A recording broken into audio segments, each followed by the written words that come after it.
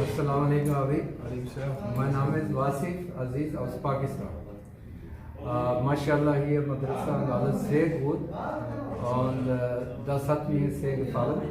Heute habe ich pakistanische Essen, Biryani gekocht. Das ist sehr bekannt bei uns und das Rezept ist von meiner Mama.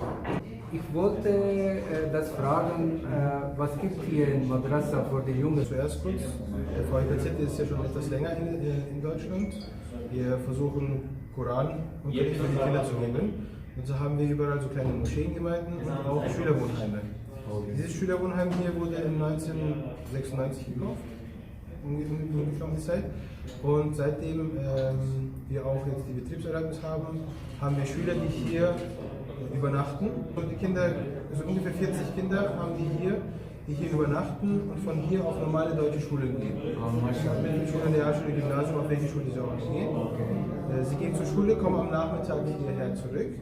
Dann machen wir zusammen mit ihnen die Hausaufgaben und geben Nachhilfe. Und am Abend gibt es dann immer Koranunterricht.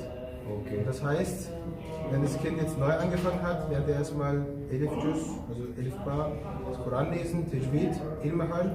Und die Kinder, die dann mit dem Unterricht auch weiterkommen, die machen dann auch Fiqh und auch Arabischunterricht.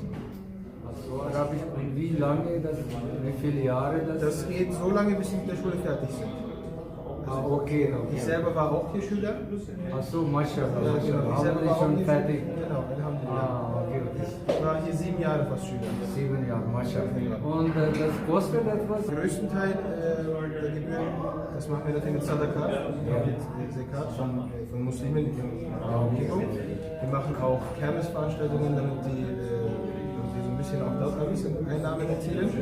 Und von den Familien, die wir nur das eines ungefähr 200 Euro. Ungefähr. Okay. 200 Euro monatlich als Gebühr. Den Rest, wie gesagt, bei Sadaqah So, die zweite Frage ist, das kommt in deutsche Sprache oder nur türkisch? Gute Frage. Also hauptsächlich haben wir hier türkischstämmige Schüler. Das heißt, dass der Unterricht also überwiegend oder Englisch? Überwiegend ist es auf Deutsch, auf Türkisch, Entschuldigung, auf Türkisch. Aber die neuen Hujjas immer wieder, die können ja auch Deutsch sprechen. Das heißt, wenn wir im Unterricht auch Schüler haben, die kein Türkisch sprechen, dann übersetzen wir den Unterricht auch auf Deutsch. Aha, das ist eine sehr gute Möglichkeit, wo die Familie wohnen die hier und überall in Deutschland. Genau, wir haben mehrere Schülerwohnheime in Deutschland. In München aktuell nur eins, aber natürlich bräuchte man sogar noch mehr, wenn das die Möglichkeit ist. Und wo finden wir das? Wie heißt das, diese Madrasa? Also der Verband, der Dachverband ist der VIKZ, das Verband der Islamischen Kulturzentren. Wenn man mit denen in Kontakt tritt, kann man die nachfragen natürlich, ob man in der Stadt, wo sie wohnen, diese Adresse gibt. Also wir haben an sehr vielen Orten Moscheengemeinden. Wenn nicht unbedingt Übernachtung, also Medresse mit Übernachtung, gibt es nicht überall, aber überall, wo es eine Moschee gibt, kann man auch am Wochenende oder tagsüber Unterricht nehmen. Das ist, danke, Tashakkur, das ist sehr gute Information. Allah Razi Hosi.